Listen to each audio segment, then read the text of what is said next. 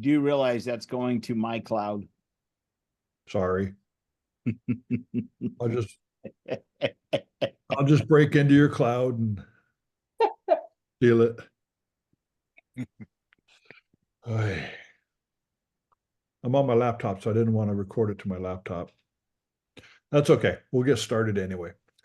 Today is Tuesday, July 30th, the last Tuesday of July, and hopefully everybody's excited because August is right around the corner when it starts warming up. We only had like 20 days over 100 here in the last month, so. Come to Sacramento. Yeah. Yeah, but we're also getting your smoke too. A lot worse than you're getting. Yeah. Anyway, okay, so we're going to get into a little conversation about print comp images, what not to do, maybe a little bit what to do. So let's go ahead and do this. And hopefully you can see my screen. Let me minimize that so it's out of the way. And let's go ahead and get into the first image. And I got to move this bar out of the way. Ay, ay, ay. Zoom's got so many things going on. It's always in the way. So, okay, here we have an image of Trace Atkins I photographed at a Santa Barbara County Fair a couple years ago. And I added some clouds in the background, did a sky replacement. Well, when you do a sky replacement, you also have to make sure you get this filled in and make sure you get this area filled in because that's a dead giveaway that you replaced the sky. So that's clue number one on sky replacements when you're doing those for print comp. Judges have this way of seeing those instantly. And when they see them, they can't not see them after that. So make sure you take care of business and do it correctly. Questions on that one? When you're doing a sky replacement, what you do is you go to the sky layer and you just basically mask that out and mask out here, and nobody knows the difference.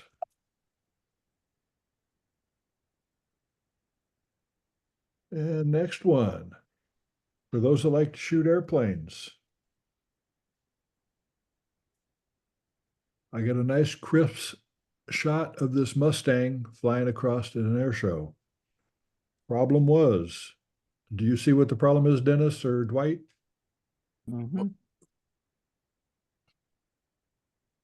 If you look at the, go ahead. Go ahead. Go ahead, Dennis. I want to hear. Well, I don't know if they've seen the same thing, but I'm just seeing, the clouds and I see rasterization in the clouds, along with, the plane sharp, but the clouds got, from the screen I'm using, it's got rasterization in it as well. Shouldn't have rasterization in it. I'm telling you, my screen shows it. Ah, interesting. Yeah, big old square boxes, square rasterization in it. I don't see it on mine. And mine is pretty clear. Yeah, it's Dennis. For mine, Okay. the sky is clean. That's the actual sky. I didn't do a sky replacement on that. What I see here is the propeller. The propeller is completely sharp, and it shouldn't be. Oh, I do see a little bit of a ghosting around there. Yep, ghosting right along the top of the engine there. Yeah, I saw that. I guess Of course, we can't zoom up on the judging. We can't zoom up. You're not supposed to. Well, not supposed to, but what I'm saying is I see things, but then I have to kind of figure out and assume what they are, but I can't zoom up on these. The only time I can zoom up a little bit is when I do the critiques on MIRs, like Dwight, and we can zoom up and look at things closer, but in the judging, you can't. Right. This one, the propeller is sharp. So the shutter speed on this was Fast. too fast. Yeah. But that's why the plane is sharp, and that'll get you. Go to the next one. This is what the propeller should look like, but you got to be good at panning to get that sharp. And that's, to me, that's not sharp enough for image competition. Sharper than some I've seen. I'm sorry, I didn't say that loud, did I? No, I didn't hear nothing. Okay, there's a couple of things with this one that judges will bounce on. Number one, right here, you can't see it very well there. But right in this area here, there's a sensor spot. But the plane has no place to go. The judges always want to have it so you have room for the plane to go. Sometimes these guys are going too fast and I can't get them. But The plane has nowhere to go, but that could be corrected if you had a title for the reason the plane was leaving the scene. like, I'm getting the heck out of here. Yeah, something like that. So a title can assist in the reason why you haven't centered or properly cropped the image. Yeah. And some people say, well, it creates tension that he's so far to the right there. Meh, it depends. Whatever makes you happy. It's kind of nice that you have the jet blast coming out, but really cannot see the heat wave enough. But that'll be really, I think, kind of really help to show the speed. He was going boogity boogity by. He was just under the speed of sound because he was moving. In fact, let's see if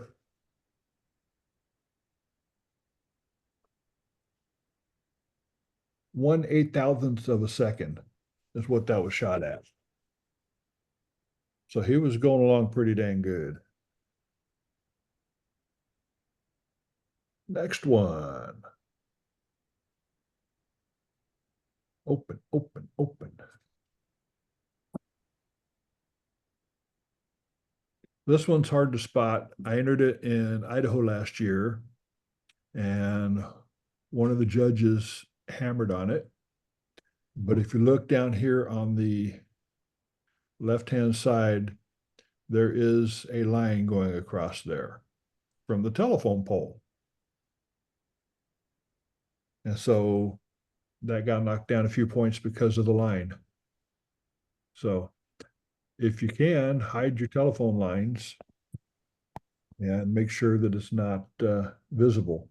There's one other thing there that maybe Dwight could address it as well, because the black, too many oftentimes people go to default black and default white, and it doesn't always, not everything's 0 or 255. And if you look at your tree, you got very warm black in your trees, but your border is very cool black. So, if you're going to choose those borders, choose a black in the border or in the image for your matting presentation, as opposed to using just default framing and set your foreground or background, whatever it is, for that color. Because right now I'm seeing, like say, the warm tones in the photograph and the cool tones in the matting presentation. Okay. Yeah. Well, you gotta realize that Dennis is very anal about that, and then so I mean, which is really the way that we're supposed to be looking at when we're judging. There are some judges that may be a little lenient and let it go, but when Dennis made that statement, it's pretty much true. That's how we would be looking at the images to give a good score. So I think that this one is straight up black, no doubt about it. Yeah, 0. It's 0. Hit the 0 in the trees. Yeah, there you go. Well, so it is a bit warmer versus the pure black on the presentation. So that was a cool night, by the way.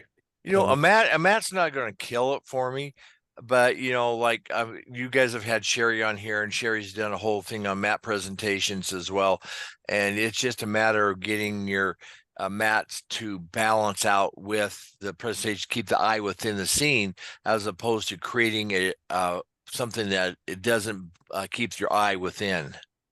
Right, and that's probably the thing I have the hardest time with, is the matte presentation, making the colors match the scene. And Judges have scolded me many times on that.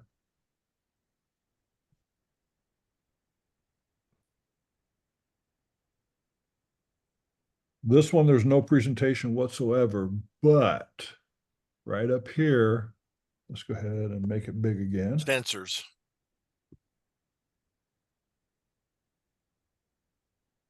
The Yep. dreaded center spot right here. One spot can kill an image, or at least take it way down. That's something that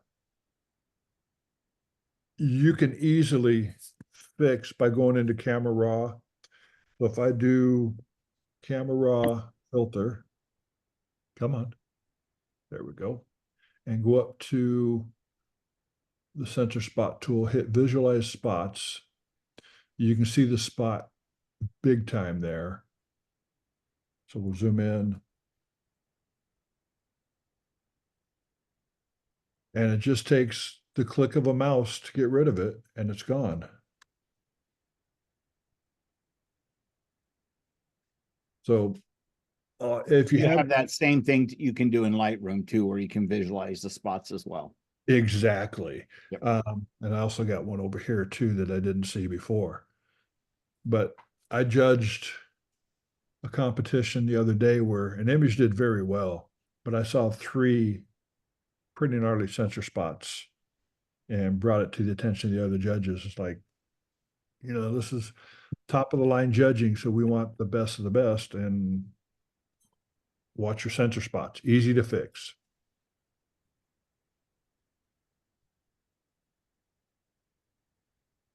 And next one up. This one, we'll see if Dennis or Dwight comment on it. Let me get rid of the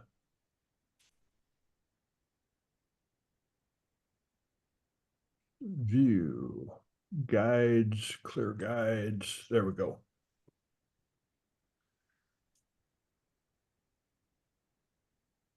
Well, I'm seeing something in the mat that Okay. that on all sides of the mat that bothers me. And then the 2 different tones of mat is another challenge. And then the other thing is compositionally, he is leaning, almost going ready to smack into the mat and border. There's no room for him compositionally. Right. That's because he throws so hard. He's like ready to. I Yep. understand that, but you still got to have some place for him to land. Yeah, for sure. For me, and putting this mat on this image just doesn't match up. The presentation's wrong for the image. We got 2 different color mats, like I mentioned. Yeah. But if you look at one little thing, there's little things that I see all the time in comp shots. But if you go in the upper left corner, right underneath the blue header line, there's that little brown spot that's coming out, those little edge flickers. And anytime you have something light against a dark mat or something dark against a light mat, those little edge flickers just catch you and draw your eye right out real quick.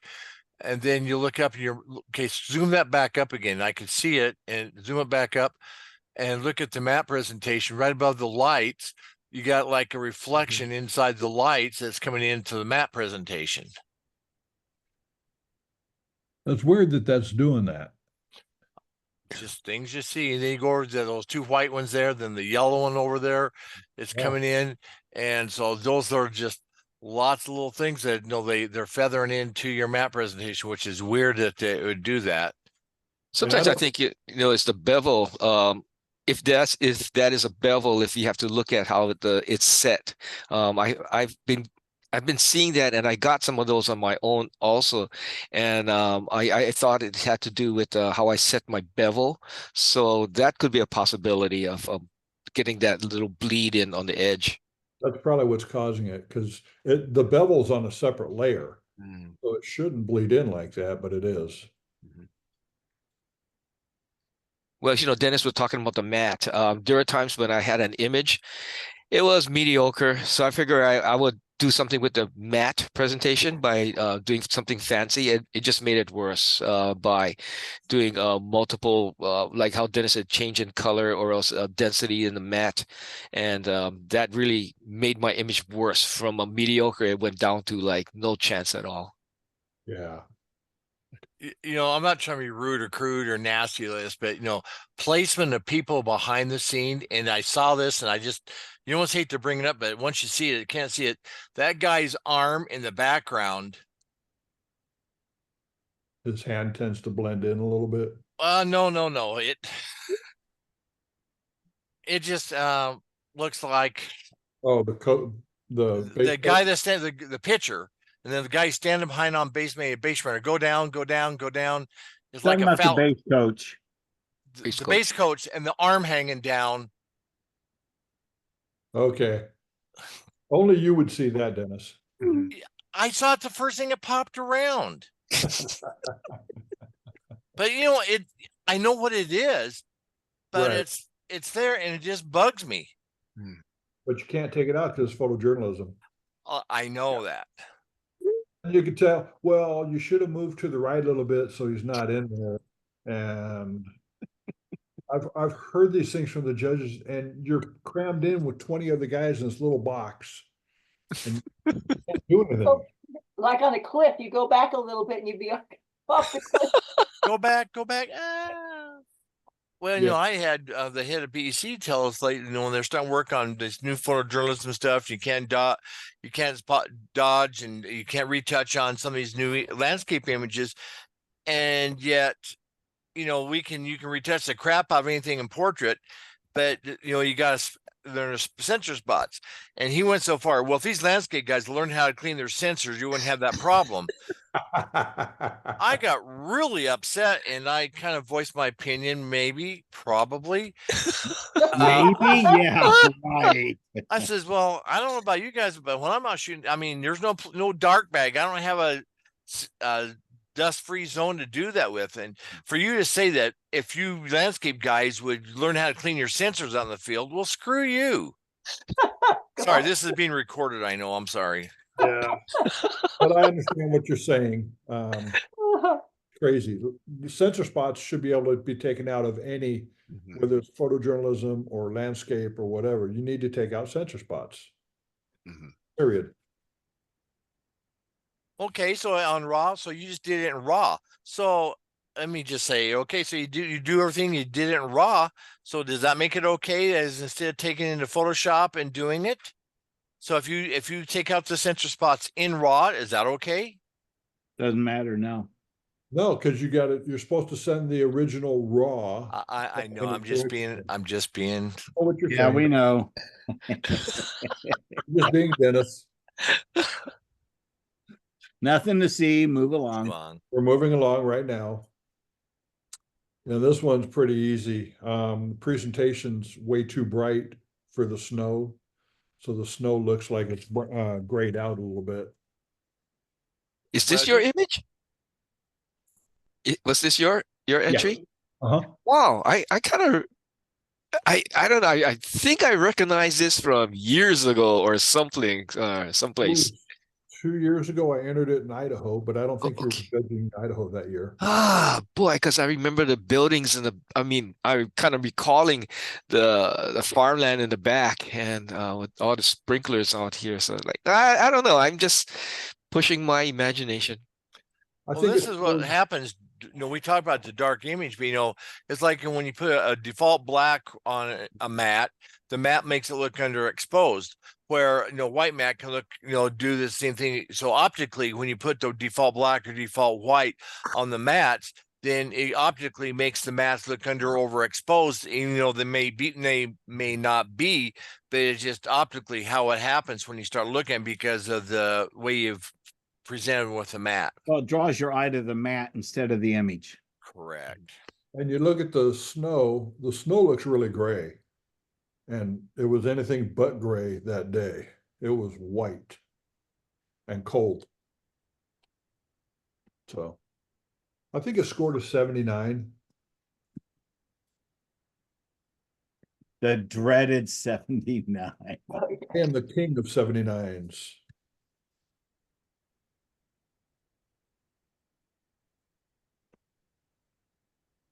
some On major, drink competition, it says Club 79. What is that actually? Is it just a,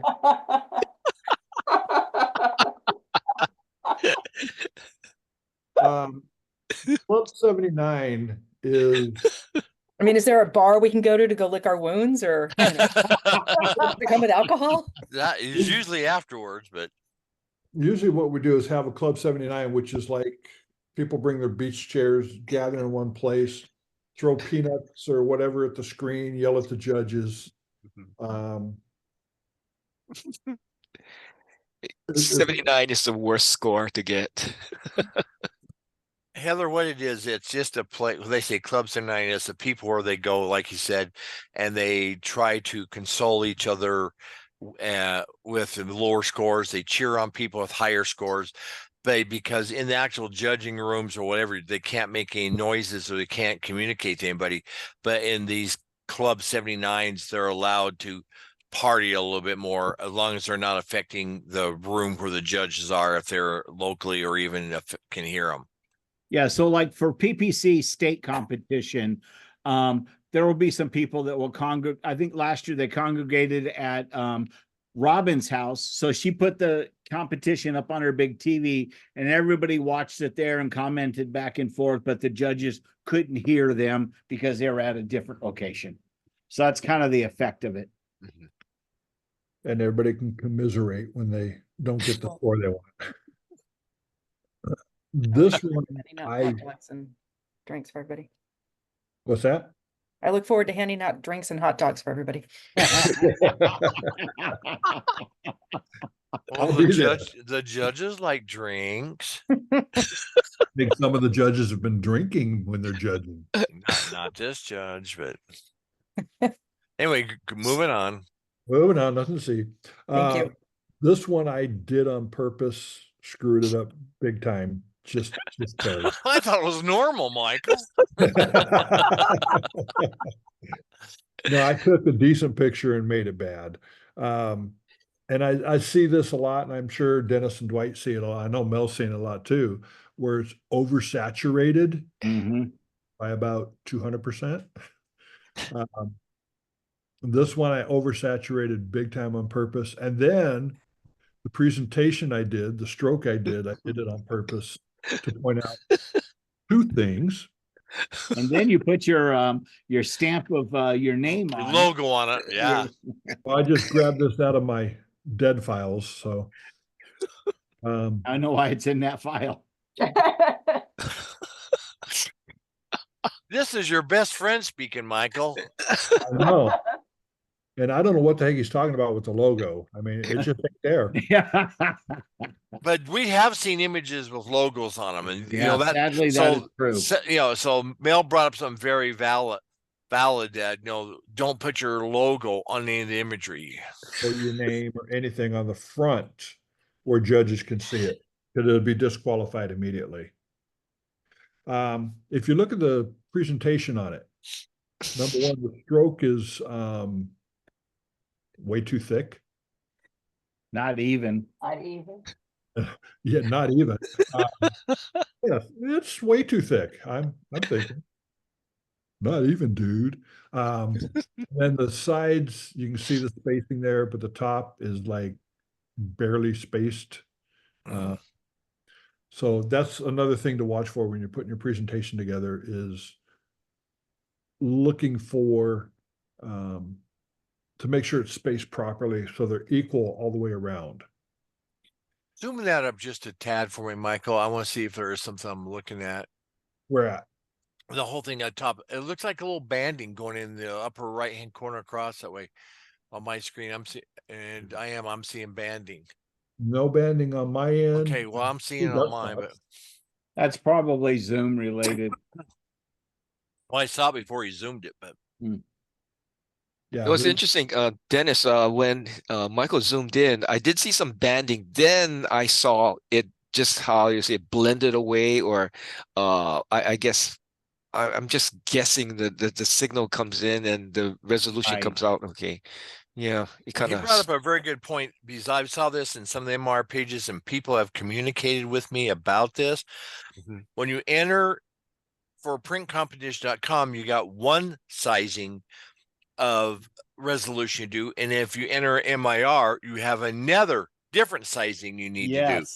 So for heaven's sakes, keep your file the biggest size you can, and then size each one to the size of the resolution for either the MIR or for printcompetition.com, because the other day somebody posted, well, I didn't save my big file and I sized it down. They couldn't understand why. And I'm going like, Bless you. Sorry. I gotta start over. Well, that's not my fault, but so save it the biggest file, then size for different ones like MIR, or that was one file size, and then printcompetition.com is another file size. And with MIR, you're going to get more banding than you are with printcompetition.com just because of the size. Size. The MIR size is what, 1920 by 1080. 20? Yeah. Just trying to get that small file size, like, you ain't going to fit there very well. Well, what people need to realize too is that when we're judging, we're not judging through a Zoom, which Zoom degrades the quality. Like Right. we're looking at a Zoom presentation here, and we're not judging through a Zoom presentation. So it's a specialized program, so we can hopefully see the finest resolution. So just to let people know where we are not judging through Zooms. Sometimes it's so scary that the files for MIR are so small. You just kind of wonder, like, is it going to show the detail? And it does, but you get kind of worried when the files are so small that you're sending in. But it looks good when your screen is set up well. I mean, for competition.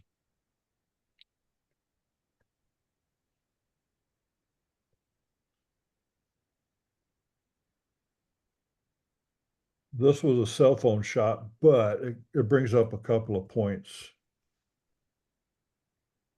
Number one is if you look at the flagpole,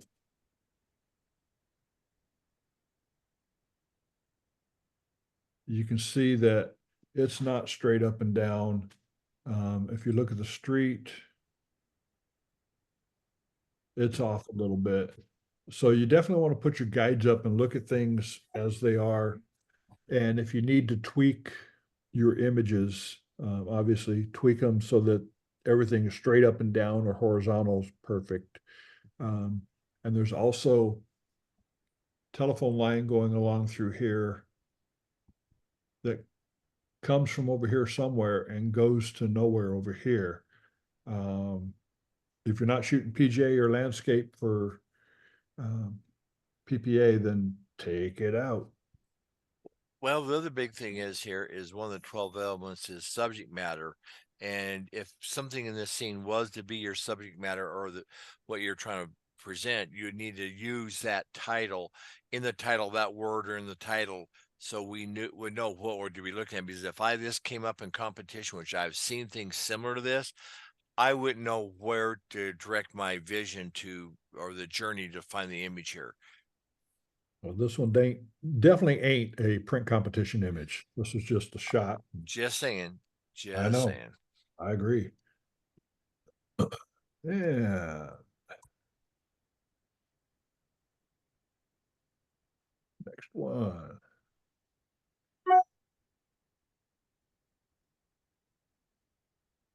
And again, this has no presentation. This is a cell phone shot from an airplane. I know you keep degrading cell phones, but I know somebody's got several loan prints from cell phones. So, don't. I'm just saying. Just saying. Just saying.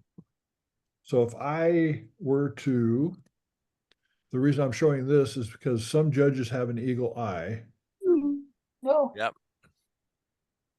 I mean, that's not super far off, but some judges see that. I mean, they have the eye. So well, there's a thing you gotta look at. I mean, there's two things to look at when you see something off. There's a horizon, and then there's a shoreline. Shorelines can be diminishing and go off and into diminishing effect or come at you that way. But horizons, when they're dissecting the middle of an image, do need to be pretty well standard. And I can see those off, but so just remember there's a shoreline and then there's a horizon. Right. On this one, let's say we'll go into, in Camera Raw or in Lightroom, go to the crop tool, and I just hit automatic, and it should give me a perfect line. Or pretty close to it. Normally if I'm judging this one here and that conversation came up about the horizon being off, I kind of look at this as you're above cloud cover. That's what I'm interpreting. And like what Dennis was saying, that I would accept this as like a shoreline horizon where the clouds on the right side could be at a farther distance to make it appear to be off horizon. But I mean, because those are clouds, it's I kind of let that go during my judging, because I'm just assuming clouds are not exactly the same, like as Dennis was saying with a water horizon. Right. And if you're up high, you got, and it's long distance, you got the rounding of the curvature of the earth that you have to look at as well. And some people say, well, your horizon line's bent, it's curved. Well, up at 50,000 feet. Thank you very much. Yeah, you have to be 33,000 feet in the air to see the curvature of the earth. Is that what it is? 33,000? Mhm. Okay. That's above my pay grade. I don't know. Anyway, the whole point of that one was check your horizon line. It's super easy to fix. I thought you just wanted to know that.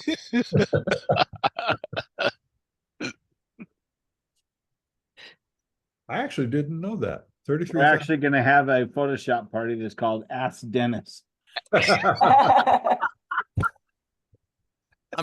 Well, I bring that up because I was judging with someone and somebody was on a mountain and I can see the curvature of the earth. Well, what it was a wide angle lens creating the curvature. It wasn't trying to convince people.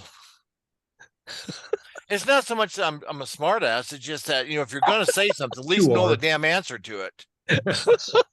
We know that you are. You smart ass? Not Dennis. What, I damn have a question on that last one. Wasn't that horizon line dead center in the picture? Isn't that a no-no too? I mentioned the center horizon. He could have judiciously recropped that and got just the clouds. You don't need to have all that water. If he was to use that and just judiciously crop, above the clouds, and they put the water at the bottom third or something like that. There, yeah, and bring your. You can do that, or you can bring the bottom up. It just depends on what you're trying to show. For me, I want to I show. would do both for and make it a pano. Yeah. Yeah. And then also with the crop tool, over here you have the clear, which clears out what your crop is, so you can crop any way you want. And right next to it, you have straighten. Oh, So if I drag from here to here, it automatically straightens it for me. oh, So that clears up. Let's go back to crop. Crop. Looking at here. oh, And it depends on, it's almost back to dead center, but you got a pano going on. So okay. I was dead just, center is not bad. Bad center is not bad, especially if there's reflections of mountains and things in the water. But try to convince some judges of that. Exactly. Nothing to see. Move along. He's not talking to me, I don't think. No, Much. just saying. This one, there's not really well, I guess the blue down at the bottom could be the point of interest, but there's no real point of interest for you to land on and stay on. And a lot of people forget that you need a center of interest. Yeah, it's pretty, but what am I supposed to look at? What do you want me to look at? So this one, you got to let people know what to look at. And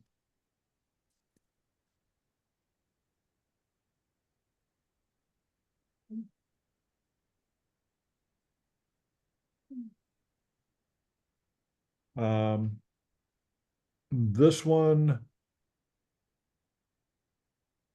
went lone, not image excellence. It went lone. That's how long ago it was. But the judges argued over the presentation color. Like I said, I suck at presentation colors. I'll be the first to admit it. I didn't have a clue what color to make it, so this is what I did. Run it by a whole bunch of people, let them say, yeah, I like the color, I don't like the color, and then the judges will say just the opposite, so.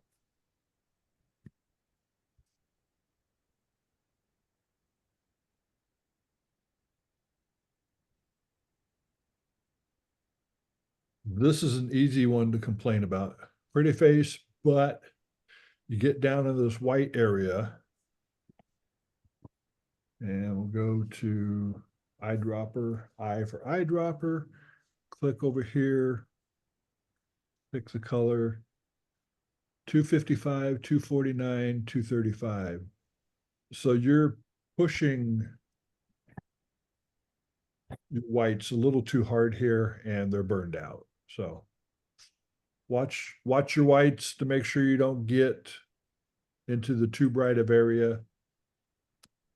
And we'll move on from that one.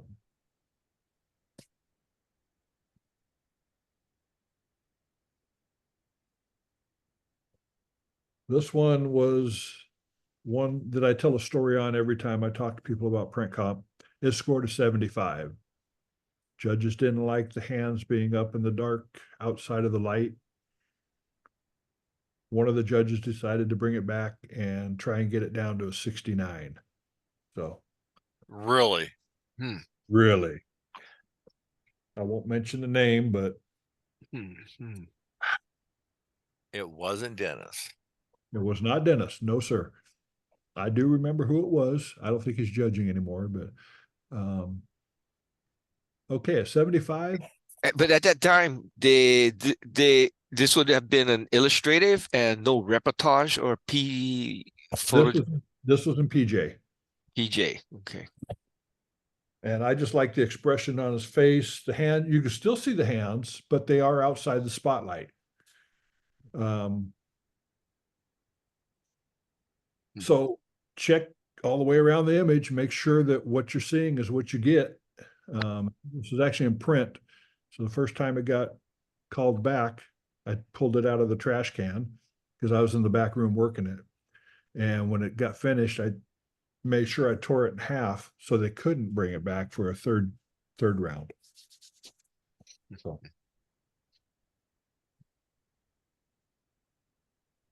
And we got another one here. Talk a little bit about PJ on this one.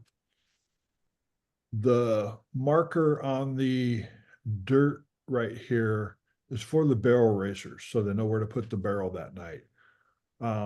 If you're entering this in PJ, you cannot remove that marker. So if you get caught doing that, you're in a heap of trouble. I've cheated in PJ and moved baseballs and all that fun stuff. But once I moved them, I put them into illustrative instead of PJ because I did move them. Hey, It ma- Dennis and Dwight, what Yes. is the rule in PJ on sharpening? I thought you could kind of increase some of the sharpness. Oh, Dennis, what do you think? I thought that was the same thing too. You Right. could. Uh-huh. Because So it's not stated in one of the criteria of what you can do. Mhm, mhm. So if I wanted to run this through, Topaz or something, yeah, Hmm. or Nick has a sharpener as well. I mean, So I would does think that, Lightroom. yeah. Lightroom and Rob both do too. Yeah. Yeah, I would have naturally sharpened it because if this was a raw file, I'll just go through the process and bring up the sharpness on it. And that's basically there if it's in your raw file and you're not really manipulating anything. So I believe if you do run a third-party sharpener, I think it should be acceptable. I'm just saying my opinion. Me Unless too. you over sharpened. Well, Well, over sharpen is it's going to be really obvious, and that's yeah, not. that happens so much. It does. I mean, when you sharpen it, bring it back. I was looking at this one here.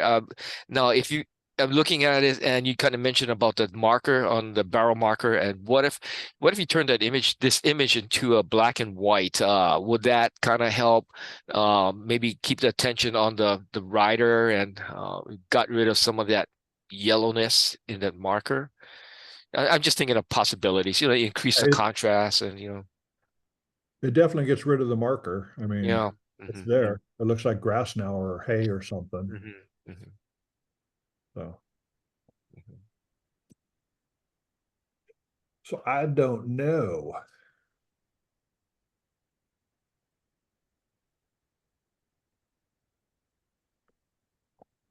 So any comments on what you guys saw today or heard? Questions? In that case, let's do this. Stop recording. I've got a ton of questions, but everybody